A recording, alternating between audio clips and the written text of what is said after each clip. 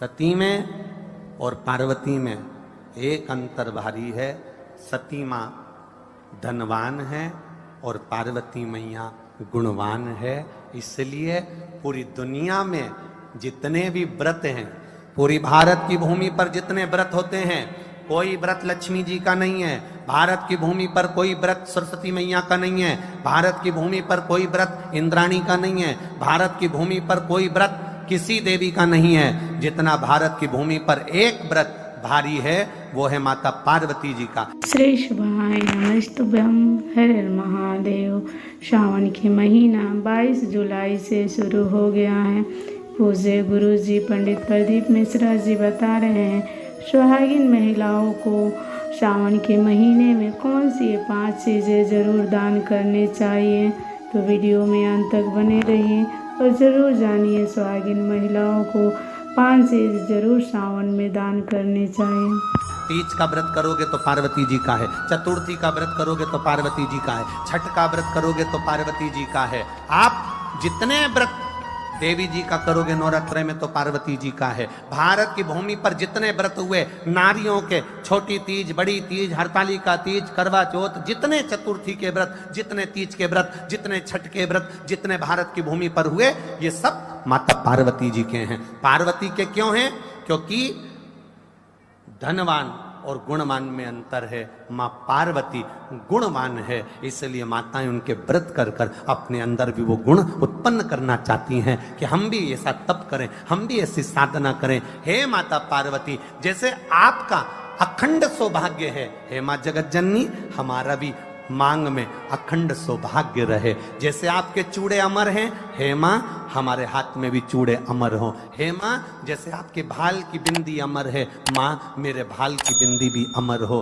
हे माँ जैसे आपके नैनों का सुरमा, बालों का गजरा अमर है, हे माता पार्वती हमारे भी नैनों का सुरमा और बालों का गजरा अमर कर देना। बस इतनी सी कृपा नारी माता पार्वती से मांगा करती है, माँ पार्वती से चाहती है।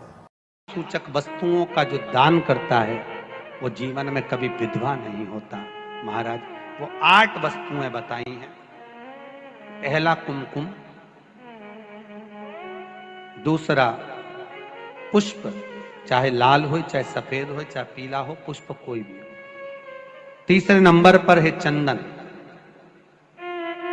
चौथे नंबर पर है तांबुल, बीड़ा। 5वें नंबर पर है काजल। 6ठे नंबर पर है ईख। क्या बोलते हैं यहां पर ईख को? क्या बोलते हैं? गन्ना, ईख। 7वें नंबर पर है लौंग, खाने वाली जो लौंग होती है, लौंग। और 7वें नंबर पर है, 8वें नंबर पर है जीरा। कहते हैं चैत्र महीने की तृतीया तिथि को बिना नमक का भोजन कर कर, सुबह बिना नमक का भोजन करें, एक समय फलाहार करें बिना नमक का, और तुला दान के बराबर एक पलड़े में अपन बैठकर 8 वस्तुएं तुला की रख कर जो दान दे देता है वो नारी कभी विधवा होकर नहीं जाती। 7 जन्म तक अखंड सौभाग्यवती रहती है। अखंड सौभाग्य कार्य करेंगी तो भी सौभाग्य की सामग्री देंगी। सौभाग्य की सामग्री का दान क्यों किया जाए? सौभाग्य सूचक वस्तुओं का दान क्यों किया जाए? सौभाग्य की वस्तुएं क्यों प्रदान करी जाती है, क्यों दी जाती है? उसका कारण क्या है?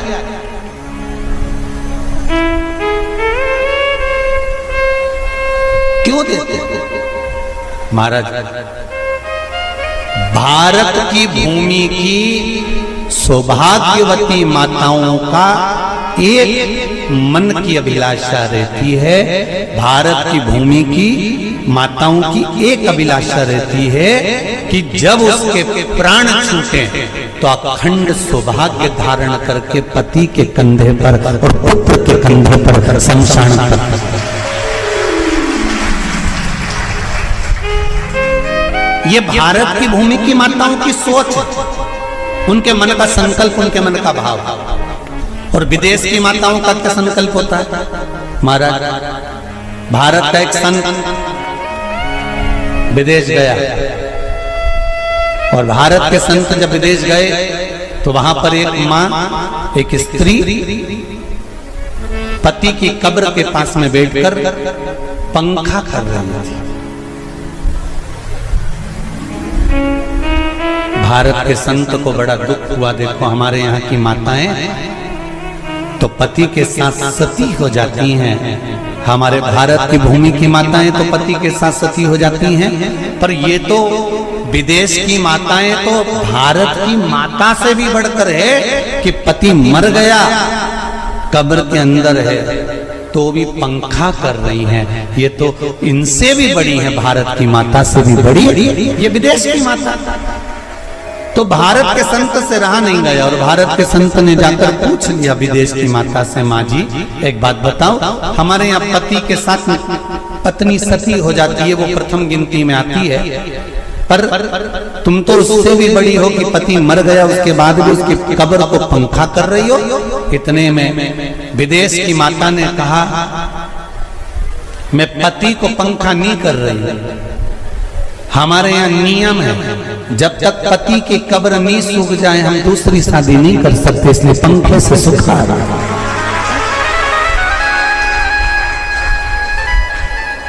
इसलिए पंखे से सुखा रही है। मेरे भारत की माताओं में और विदेश की माताओं में अंतर है साहब। मेरे भारत की माताएं अखंड सौभाग्य की वस्तुएं धारण कर कर अपने आप को गौरवान्वित महसूस करती हैं और विदेश की माताएं ये सब वस्तुएं उतार कर गौरवान्वित महसूस करती हैं।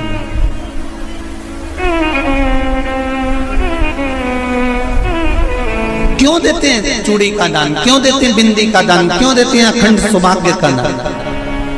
किस महाराज?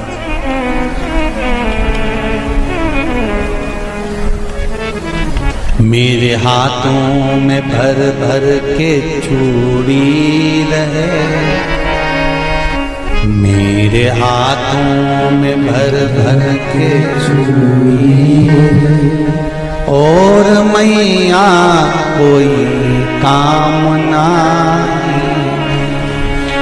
मेरे मस्तक पे चमकती चूनर रहे, मेरे मस्तक पे चमकती चूनर रहे और मैया कोई कामना,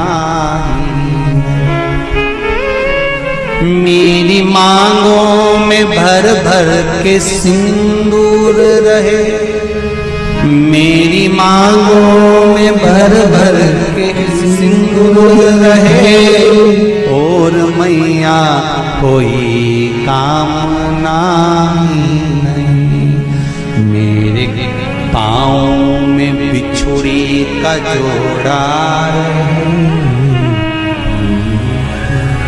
एक बिछुड़ी नहीं, कितनी? 2, 3, 4, 5, एक एक पाँव में जोड़े से बिछुड़ी होना चाहिए, केवल एक नहीं, सिंगल नहीं। वो तो आजकल का फैशन हो गया महाराज, जो केवल एक बिछुड़ी धारण कर लो उसी में फैशन दिखे। श्रावण की शिव महापुराण की कथा कहती है जब बेटी को विदा करा जाता है और पहली बार बेटी के पांव में जब बिछुड़ी डाली जाती है तो वो बिछुड़ी भी अलग अलग नहीं होती, उस बिछुड़ी के जोड़ को चेन से एक दूसरे से बंधा हुआ होता। बोला सही है कि गलत? जितने आस्था चैनल पर कथा सुन रहे हैं, जितने फेसबुक पर सुन रहे हैं, यूट्यूब पर सुन रहे हैं, सुन लेना कि मेरे भारत की माताओं का जब पाणी ग्रहण संस्कार किसी बेटी का होता है, उसके पांव में जब पहली बार बिछुड़ा पिनाया जाता है, बिछुड़ी पिनाई जाती है, तो वो बिछुड़ी भी एक दूसरे से बंधी हुई होती है, चेन से बंधी हुई होती है। उसको अलग अलग वाली बिछुड़ी शादी के मंडप में नहीं पिनाई जाती। क्यों?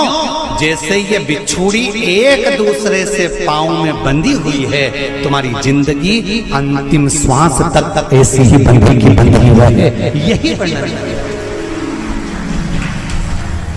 वो तो अब माताओं ने थोड़ा सा फैशन चेंज कर दिया, अब पाँव में ज्यादा बिछुड़ी नहीं पहनती, गड़ती है, चुभती है, एक बिछुड़ी धारण है।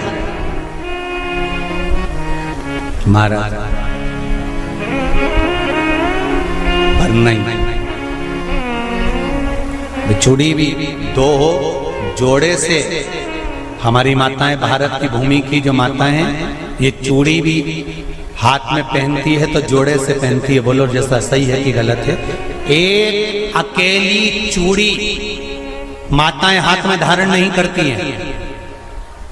अगर भारत की भूमि की संस्कारित माताएं हैं और भारत की भूमि की सभ्यता और संस्कृति को जानती है तो अकेली चूड़ी नहीं, जोड़े की चूड़ी पहनेगी, 2 चूड़ा डालेगी, 4 डालेगी, 12 डालेगी, पर सिंगल नहीं, अकेले। और सरल भाषा में समझ लो, हमारे यहां ठेले पर लेने जाओ तो जो केले अपन खाते हैं वो भी सिंगल नहीं देते, उसको भी जोड़े से दिया जाता है। 2 दूं की, 12 दूं की, आधी दर्जन दूं की 1 दर्जन दूं। अब अंदाजा लगाइए, हमारे यहां देने का भी एक भाव है। श्रावण के महीने की शिव महापुराण की कथा, जिसका नाम है श्रावण शिव महापुराण की कथा, ये कहती है कि पार्वती जी ने और गंगा जी ने ये चतुर्मास में जितना सौभाग्य का दान दिया है, उनके बराबर दुनिया का कोई व्यक्ति इतना सौभाग्य का दान नहीं दे सकता जो माता गंगा और पार्वती दोनों दान दे रहे हैं।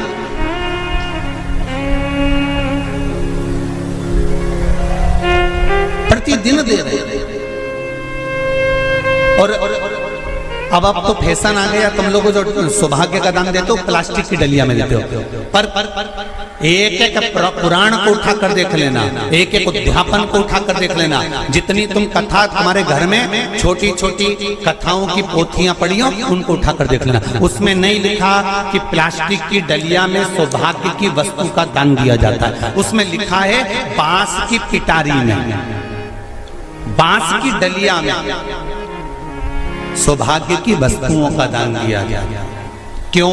क्योंकि बांस वंश की वृद्धि करता है, बांस सौभाग्य की वृद्धि करता है, और बांस अखंड सौभाग्य। जैसे बांस का पौधा बढ़ते चले जाता है, बढ़ते चले जाता है, उसी तरह बांस की डलिया में जब दान दिया जाता है, बांस की टोकनी में जब दान दिया जाता है, तो ये भाव रखा जाता है कि तुम्हारा सौभाग्य ऐसे ही बढ़ता रहे। पर अब थोड़ा सा फैशन चेंज हो गया तो प्लास्टिक की डलिया। आशा करते हैं यह वीडियो आपको पसंद आई होगी।